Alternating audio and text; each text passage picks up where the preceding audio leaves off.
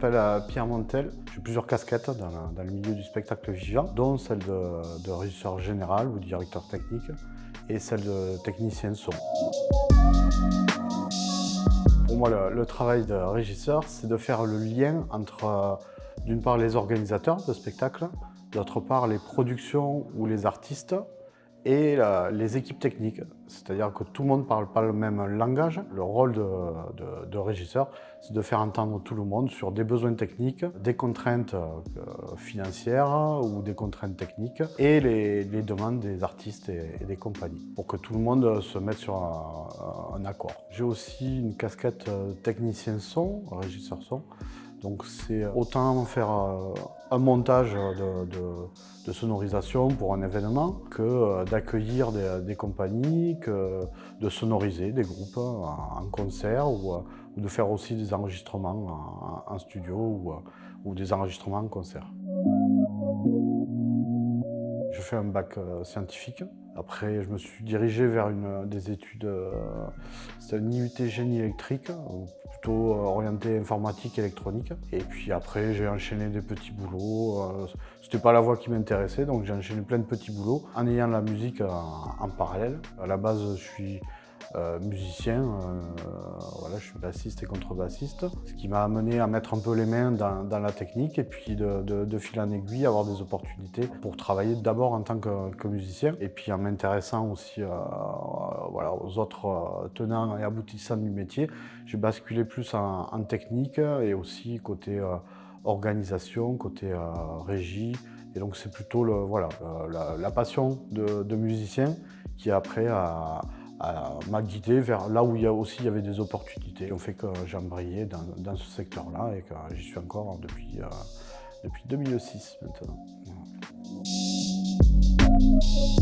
Il n'y en a pas une, la journée type en semaine, c'est beaucoup de travail de bureau, donc d'envoi d'emails, de prise de contact avec les organisateurs et les compagnies qu'on accueille. Et puis après, en journée, on appelle les journées d'exploitation, c'est-à-dire les journées où il y a un événement, ça va être le montage de son, de lumière dans la matinée. On peut accueillir des équipes techniques qui travaillent, qui suivent les artistes. Donc on les accueille, on fait des balances l'après-midi, et puis après le soir, concert, et puis après démontage. Mais ça peut varier, suivant si c'est des lieux qui sont équipés, ou alors si c'est des lieux qu'on équipe pour une journée ou une paire de journées, quoi. Hyper varié.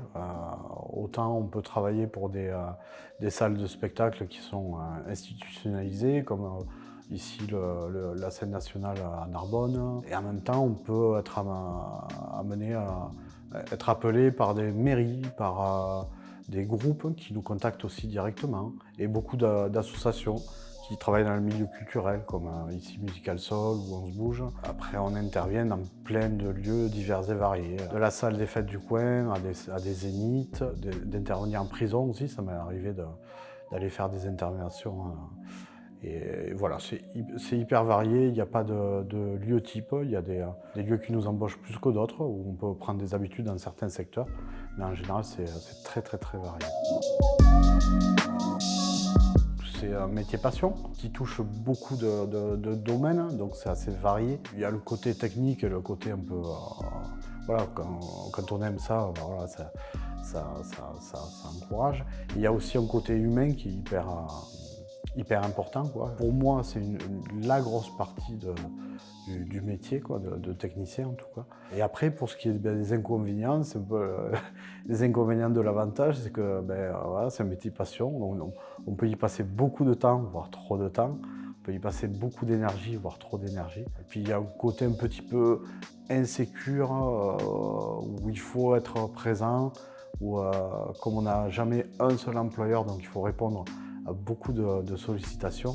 Voilà, et des fois, c'est dur de se dire non. C'est dur de savoir dire non. Voilà. On travaille beaucoup dans l'instant.